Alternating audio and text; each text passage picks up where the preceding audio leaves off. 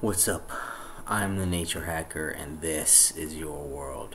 What I wanted to tell you right now is that the future, tomorrow, the technology, and the things in the future are all built on what is exciting today. What is exciting today is what will be the future mainstream tomorrow. So that's what you want to focus on.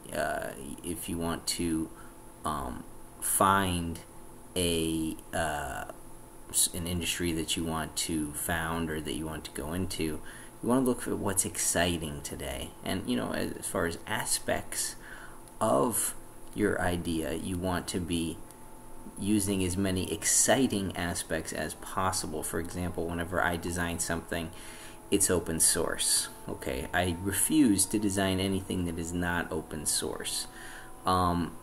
And if we want to look at that from a purely selfish perspective, open source is exciting.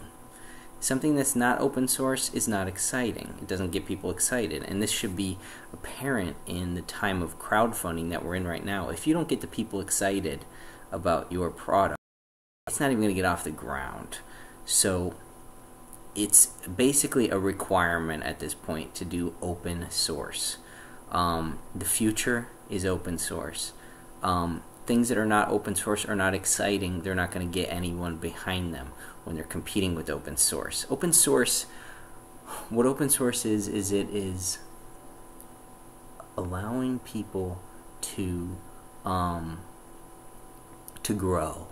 If you create an open source product, not only are you solving their current need, but you're also solving their future need, and that is their need for education and their need for growth.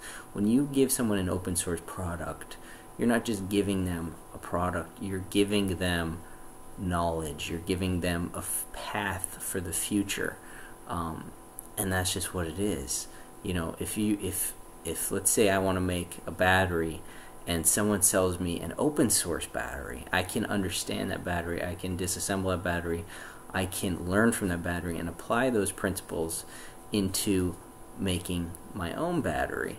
So you're empowering the world by creating open source. And people realize that, people recognize that, people want to be empowered, they want to be inspired, and you're going to need to do open source to achieve that. So what I want to say is that you need to focus on what's exciting.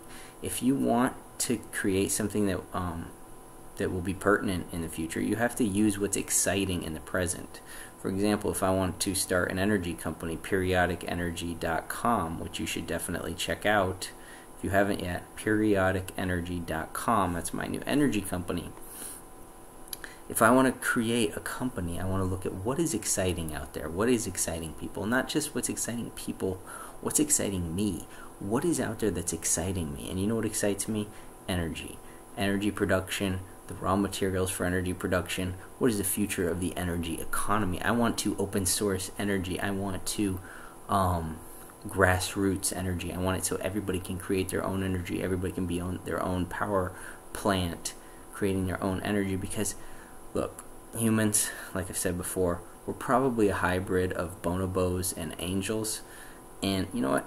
We're kind of a failed creature in the sense that we need external energy. We're not a solitary bee or a solitary ant or a solitary species out there. We require mass societies in order to meet all of our needs. So one of those main needs is in fact energy, and if we can create the energy on our own, then we will be one step away from slavery, the slavery that comes with mass societies. If we can reduce the size of societies and meet all of our needs in abundance, then there will be no place for slavery, there will be no place for governments, because we can all create enough for ourselves. So that is my goal, is to empower people with energy, and I'm going to do that with open source hardware, with open source products. And I refuse to make anything that is not open source, because I know the power of open source and the power of staying true to everything exciting, staying true to that.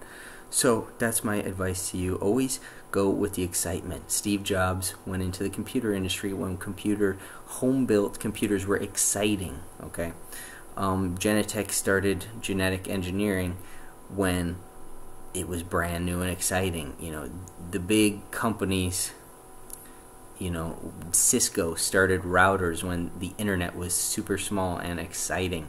If the nerds are excited about it, that's what you should be doing as an entrepreneur. So thanks for watching. I'm the Nature Hacker. Let's do work.